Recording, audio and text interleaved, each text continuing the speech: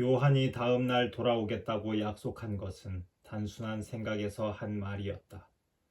그는 자기에게 일어나는 일들이 구체화될 때까지 아무런 의욕을 갖지 않았었다.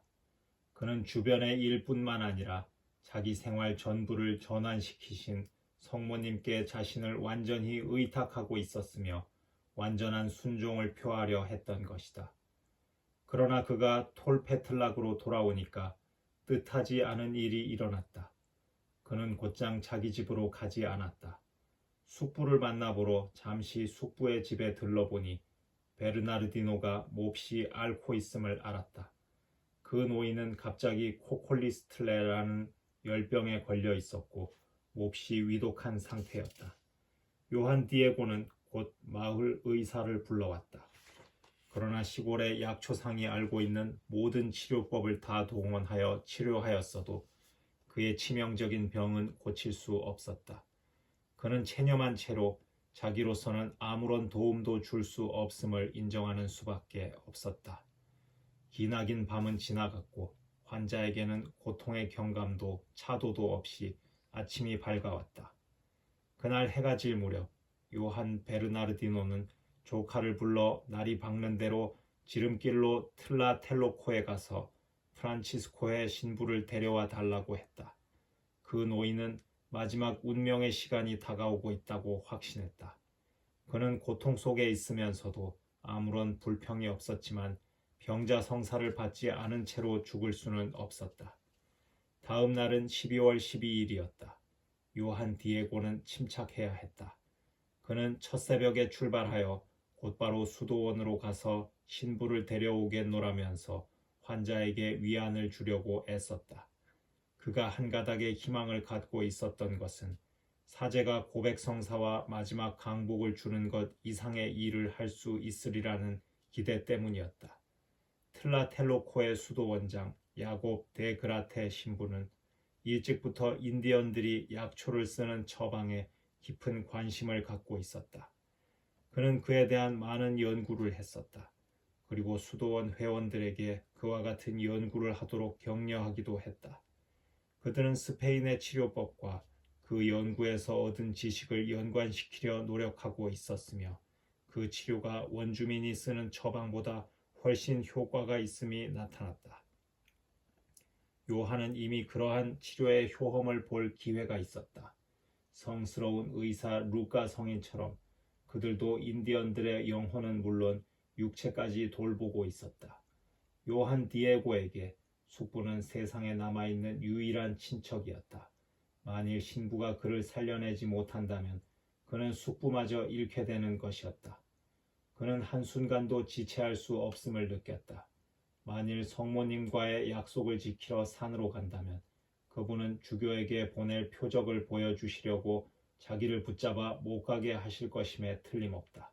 성모님은 본래의 그 표적을 주시면서 멕시코시로 가라고 하실지도 모른다. 그리고 그곳에서 시간을 보내는 동안에 숙부는 숨을 거둘 것이다. 요한은 마음의 결정을 내렸다. 숙부가 곧 죽을 것만 같아 더 이상 그곳에서 지체할 수 없었다. 그는 그 산의 다른 길을 택하여 가려고 하였다. 그는 오직 병을 고쳐줄 신부님들이 있는 곳만을 생각하며 서둘러 갔다. 무지한 탓으로 그는 다른 길로 가면 성모님의 눈을 피하리라고 생각했다. 고 발레리노는 요한의 결정적인 잘못을 지적한다. 오늘날에도 이 같은 잘못을 저지르는 자들이 얼마나 많은가. 그러나 성모님은 그를 만나기 위해 산에서 내려오시는 길이었고 요한은 산의 중턱에서 성모님과 마주치게 되었다. 산허리로 내려오시며 성모님은 그에게 이렇게 말씀하셨다. 너에게 무슨 일이 있느냐? 지금 어디로 가는 중이냐? 그는 성모님과의 약속을 잊고 있었지만 성모님이 그를 생각하시는 마음은 한결같았다. 몹시 놀란 그는 슬프기도 하고 부끄럽기도 했지만 애써 그러한 심정을 감추면서 자연스러운 태도로 말했다. 그는 그분이 누구인가를 잘 알면서도 아침에 예사로 만나는 어른들에게서처럼 인사를 하였다. 하느님, 성모님께서 저를 한 번만 용서하시게 해주십시오.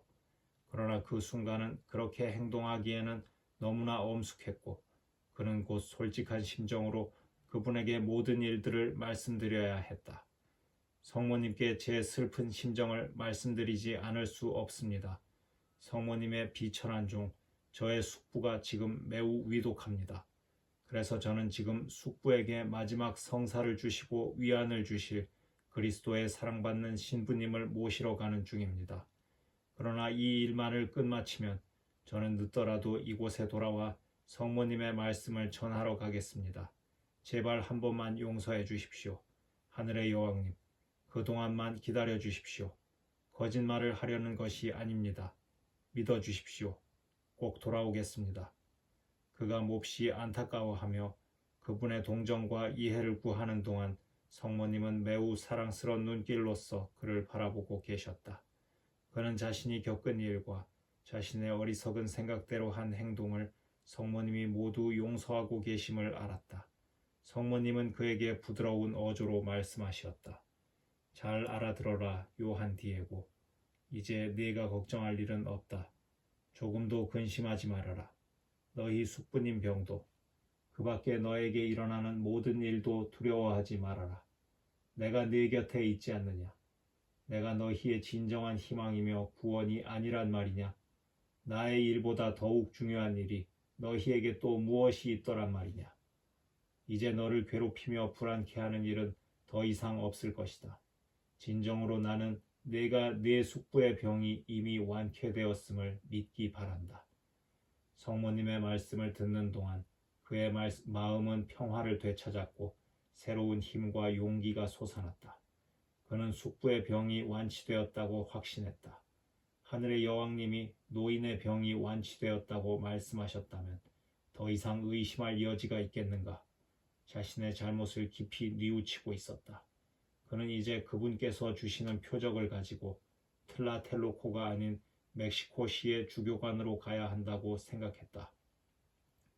성모님은 분명하고 단호한 어조로 말씀하셨다. 가거라 요한 디에고. 네가 나를 처음 만나서 나의 분부를 받던 산 위로. 거기 가면 형형색색의 장미꽃들이 있을 것이다. 그것들을 주워 모아 이곳으로 가져오너라. 요한 디에고는 곧 산 위로 올라갔다. 산 위로 가보니 거기에는 카스티아 지방의 장미꽃들이 만발해 있었다.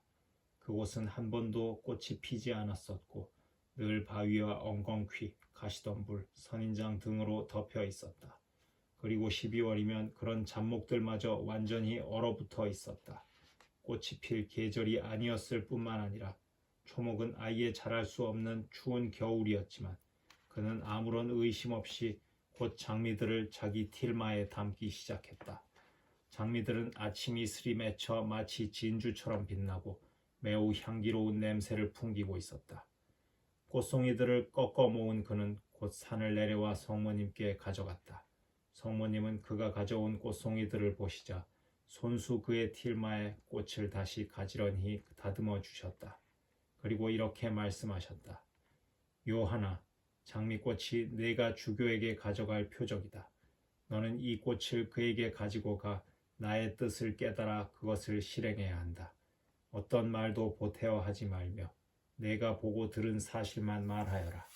내가 너를 그 산으로 보냈다고만 말하며 내가 그곳에 가서 장미를 발견하고 놀란 사실만을 말하여라.